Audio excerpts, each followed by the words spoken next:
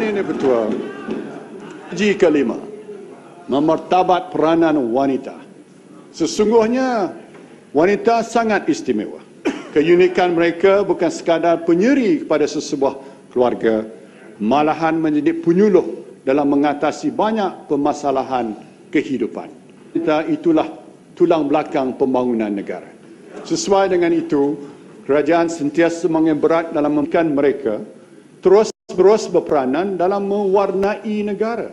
Dan jana kerja wanita hanya mewakili 30%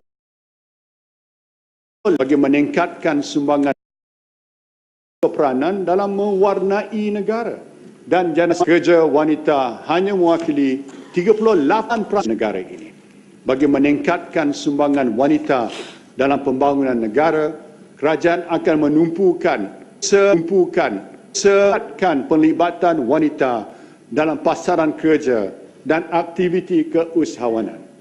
Atas tujuan ini, Kementerian Pembangunan Wanita, Keluarga dan Masyarakat diperuntukkan sejumlah 2.26 bilion ringgit bagi pembangunan operasi. Antaranya program-program termasuk pertama, memperkokoh program pengarah wanita bagi mencapai 30% peneliti dalam kumpulan pembuat keputusan. Kerajaan merancang untuk melatih 125 orang bakal pengarah wanita untuk mengisi jawatan sebagai ahli lembaga pengarah syarikat berkaitan kerajaan dan swasta. Saya menyuruh syarikat milik kerajaan dan swasta wanita profesional menjadi ahli lembaga pengarah. Kedua, menambah baik peluang wanita untuk kembali ke pasaran kerja melalui program One Malaysia Support for Housewife yang menitik beratkan latihan kemahiran dan galakkan suri rumah. Ketiga, Talent Corp akan mewujudkan program Wanita Career Comeback untuk wanita profesional kembali ke pasaran pekerjaan berdasarkan kelayakan profesional. Kerajaan juga sentiasa peka terhadap kesejahteraan golongan wanita, terutamanya dari aspek keselamatan.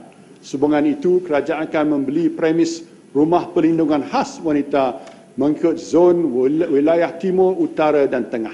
Selain itu, bagi memberi peluang kepada ibu tunggal yang berminat dalam keusahawanan, kerajaan akan meneruskan program kemahiran inkubator ibu tunggal atau IKID, program inkubator keusahawanan wanita dan program teras pembangunan wanita. Seterusnya, susulan daripada pembiayaan keseluruhan yang disediakan di bawah AIM Usahawan Wanita India akan diberi peruntukan khusus sebanyak 30 juta ringgit. Selain itu, bagi penjawat awam, kerajaan bersetuju menambah baik kemudahan cuti menjaga anak dengan meminda syarat pemberian supaya tidak terikat di 2015. Kemudahan ini terhad untuk tempoh 1 tahun di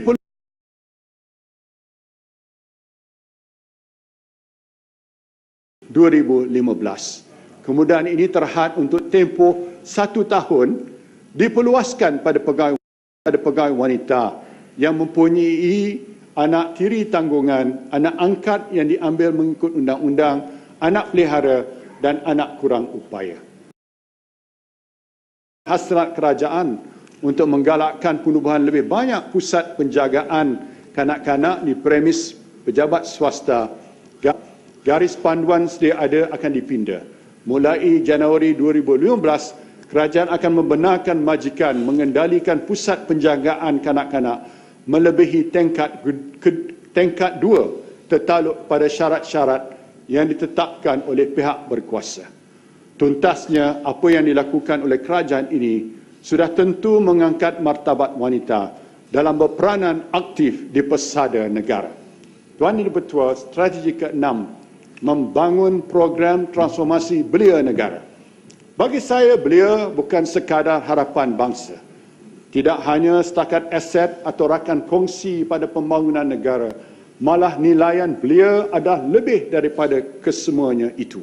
Bertolak daripada itu, kerajaan prihatin kepada kehidupan generasi muda yang bakal mewarisi kepimpinan dan memikul amanah demi kemajuan dan kemakmuran masa depan Malaysia yang kita cintai ini. Bagi mencapai hasrat ini, kerajaan akan melancarkan pelan transformasi belia negara. bagi menjayakan pelbagai program belia, sebanyak 320 juta ringgit diperuntukkan bagi tujuan berikut. Pertama, mengkaji semula program latihan khidmat negara atau PLKN dengan satu konsep baru yang menjalinkan keperluan kemahiran dan kenegaraan akan diperkenalkan dalam sedikit masa lagi. Kedua, menambah baik program rakan muda dan memperkenalkan program Camp Unity.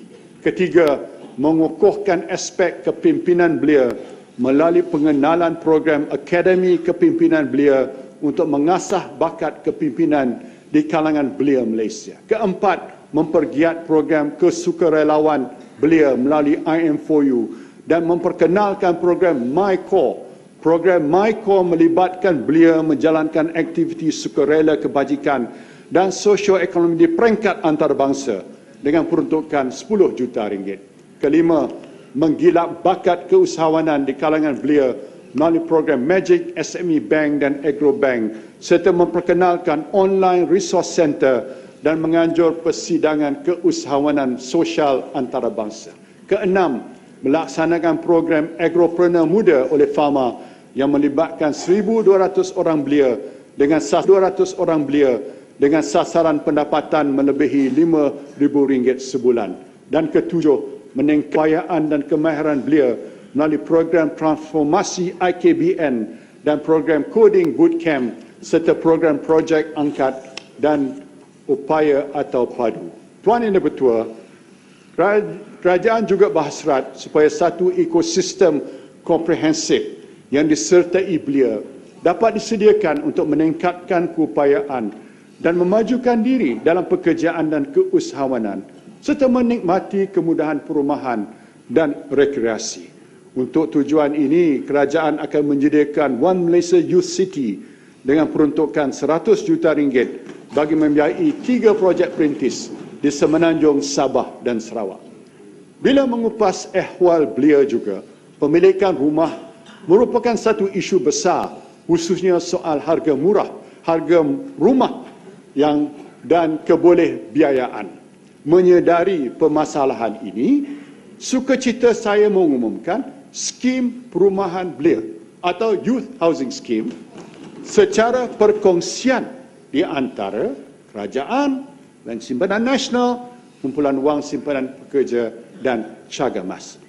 Skim ini menawarkan pemilikan rumah pertama yang bernilai tidak melebihi RM500,000 kepada belia berkahwin berumur 25 hingga 40 tahun serta mempunyai pendapatan isi rumah tidak melebihi RM10,000.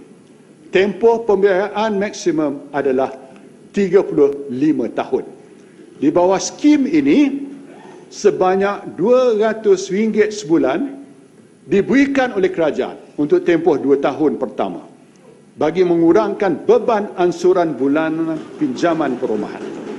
Pengecualian sebanyak 50% duty stamp ke atas surat cara pindah milik dan perjanjian pinjaman juga diberi. Lebih menarik, kerajaan turut menyediakan jaminan pinjaman sebanyak 10% bagi membolehkan peminjam mendapatkan pembiayaan penuh termasuk kos insurans. Peminjam juga boleh mengeluarkan wang daripada akaun 2 KWSP mereka untuk menampung pembayaran ansuran bulanan dan kos lain yang berkaitan. Oleh itu, saya berharap golongan belia dapat merebut peluang ini yang ditawarkan secara first come first serve basis untuk 20,000 unit rumah. Tuan Yang Dipertua, pada aspek lain, kerajaan akan mengambil langkah bersepadu ke arah mentransformasikan Malaysia sebagai sebuah negara bersukan. Untuk ini, kerajaan akan merealisasikan blueprint negara bersukan atau sporting nation. Bagi mencapai hasrat ini, kerajaan memperuntukkan 103 juta ringgit bagi melaksanakan langkah-langkah berikut. Pertama, memastikan kelestarian dan kesinambungan bakat sukan bermula daripada peringkat sekolah rendah melalui program Malaysian Talent Identification. Program ini melibatkan pengujian, saringan dan pengkhususan bakat di kalangan pelajar sekolah. Kedua, meningkatkan mutu sukan berprestasi tinggi untuk 6 bidang sukan terpilih dalam fasa pertama iaitu bola sepak, berbasikal, badminton, sepak takraw, renang dan olahraga. Ketiga, menyemarakkan program Fit Malaysia yang menumpukan pada kecergasan fiskal. Dan keempat, menyambut Hari Sukan Negara pada hari Sabtu pertama dalam bulan November pada setiap tahun dengan pelibatan sektor awam, swasta dan rakyat secara serentak di seluruh negara.